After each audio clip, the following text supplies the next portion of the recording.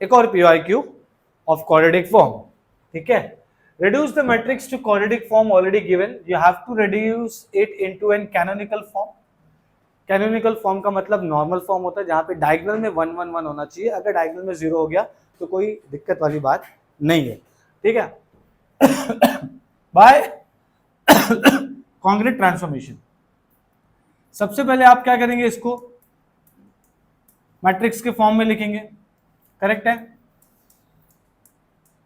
कैसे लिखते हैं हम लोग, जो भी वैल्यू दिया x1 square x2 square x3 square उसको डायगोनल में लिख देते उसका कोफिशिएंट, x12 को डिवाइड बाय 2 तो -2 -2, 13 को डिवाइड बाय 2 क्या हो जाएगा, 13 को डिवाइड बाय, बोलो कहां पर आएगा, 2 और 2, और ये -1 -1, गॉट इट। उसके बाद का हमारा स्टेप क्या है, a is equal to IAI, a लिख लिया मैंने, 6 -2 2 -2 3 लिख लिया मैंने, वापस से लिख रहा हूं, क्या हो जाएगा ये 6 -2 2, उसके बाद -2 3 -1 and 2 -1 3 is equal to identity matrix 1 0 0 0 1 0 0 0 1 and then 1 0 0 0 1 0 0 0 1, ये मैंने लिख लिया। अब मेरा काम क्या है, अब मेरा काम क्या है, सबसे पहले इन दोनों को 0 करना, ठीक है। तो मैं कैसे करूंगा, R2 -2 है तो इसको 3 से मल्टीप्लाई करो और फिर प्लस R1 कर दो, करेक्ट है। कैसे किया है मैंने, देखो सिंपल सी बात है, आपको करना क्या है, आपको लिखना है पहले R2 और फिर लिखना है R1, लिख दिया मैंने। R1 रेफरेंस है हमारा, R1 6 है और ये -2 है, तो इसमें अगर मैं 3 मल्टीप्लाई करूंगा तो ये क्या हो जाएगा -6, और जब मैं प्लस करूंगा तो हो जाएगा 0, समझ में आया। सेम चीज आप यहाँ पे करेंगे, लेकिन आप यहाँ पे ऐसा करेंगे 3R3 -R1 करेंगे, क्यों ऐसा, क्योंकि ये 2 3 6 फिर -6 करेंगे तो 0 होगा। तो अब ये यहाँ पर क्या हो जाएगा, ये आप लिखेंगे 6, ये दोनों 0 होने वाला है क्योंकि आप जब रो लगाएंगे तो कॉलम भी होने वाला है, और ये हो जाएगा 0 और ये भी हो जाएगा 0। पहले यहाँ पे कर लेते, तो ये हो जाएगा 3 3 9 -2 9 -2 7, यहाँ पे क्या हो रहा है -3 + 2 मतलब -1, यहाँ पे क्या आ रहा है -5 और यहाँ पर करेक्ट है, पक्का -5 आ रहा है, देख लेता हूं मैं एक बार, दिस इज 3 × -1 मतलब ये हो गया -3 -2 तो -3 + 2 क्या आ रहा है बेटा, ये देखो यहाँ पर क्या आ रहा है, यहाँ पर -1 ना, देखो ना, ये देखो 3, ये आपका 3 और R3 क्या है -1 माइनस, और ये क्या है -2 मतलब ये क्या हो जाएगा -3 + 2 तो क्या बचा, ठीक है, समझ में आया, ओके। अब सर को कैसे क्लिक हुआ, अरे भाई ये और ये मैक्सिमम टाइम पे सेम ही रहने वाला है, ठीक है। उसके अलावा आपको क्या करना है, उसके अलावा आपको क्या करना है, यहां पे भी अप्लाई करना है, फिर ये ए यहां पे उसका ट्रांसपोज हो जाएगा, रो लगा दो फटाफट, रो लगा दो, क्या हो जाएगा ये तो वैसा का वैसे ही, ये हो जाएगा 3 0 0 + 1 मतलब 1, 3 1 3 एंड देन ये 0, उसके बाद ये हो जाएगा 0 -1 मतलब -1, करेक्ट है, उसके बाद ये 0 है, उसके बाद ये 3 है, अब ये हो जाएगा इसका ट्रांसपोज, दैट्स इट, ओके। अब मैं इसका ही क्या करूंगा कॉन्ग्रेंट ट्रांसफॉर्मेशन, तो यहां पर क्या हो जाएगा 3C2 + C1 and 3C3 - C1 0 0, that's it, ठीक है, एकदम इजी करके दे दिया आप लोगों को यार, है ना। अब इसके बाद क्या करना है, इसको 0 करेंगे तो ऑटोमेटिकली हो जाएगा, तो इसको 0 करने के लिए हम क्या करेंगे बोलो,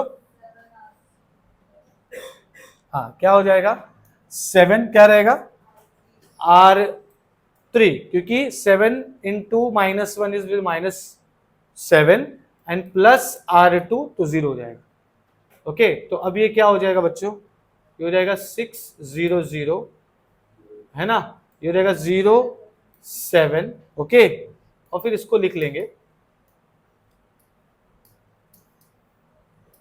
हाँ।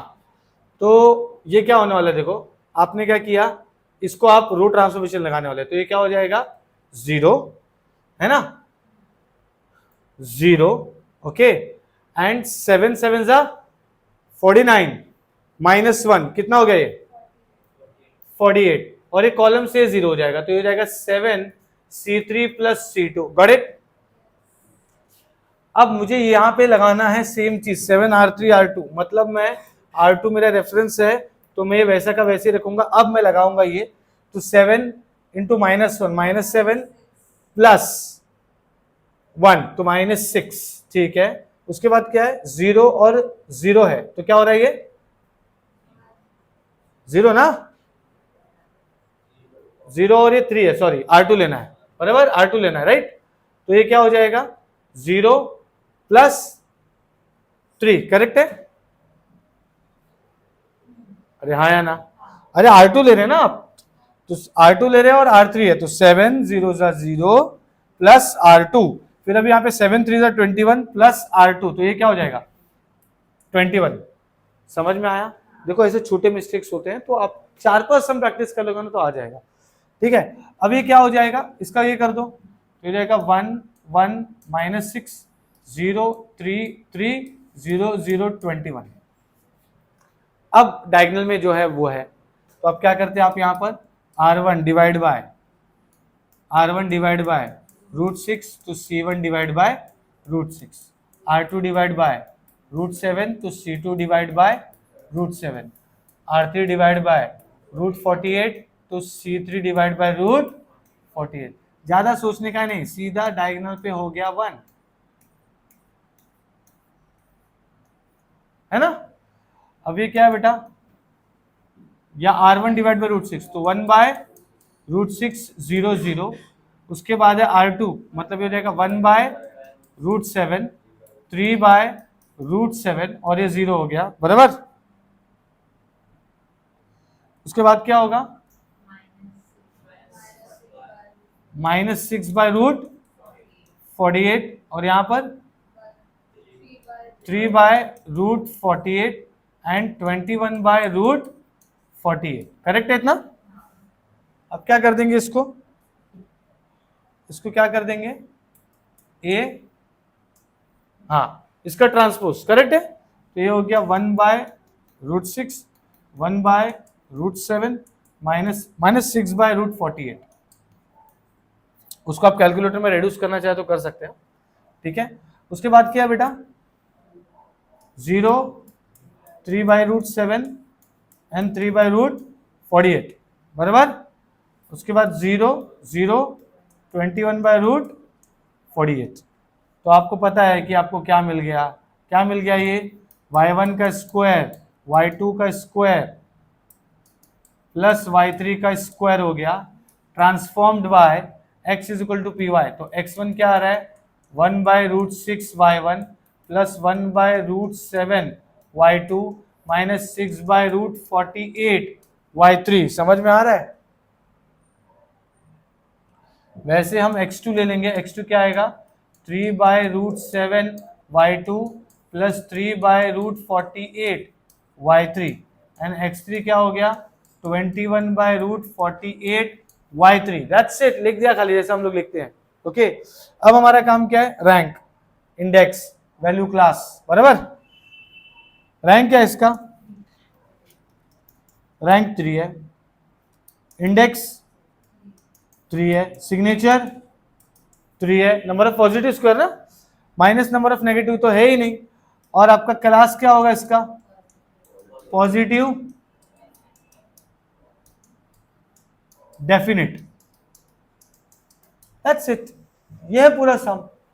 ये जब लॉकडाउन था तो लॉकडाउन के टाइम पे ये जब क्वेश्चन पेपर बना था तो ये 5-5 मार्क का था, ठीक है। But yes for this paper you will be coming for 8 marks. Is that clear?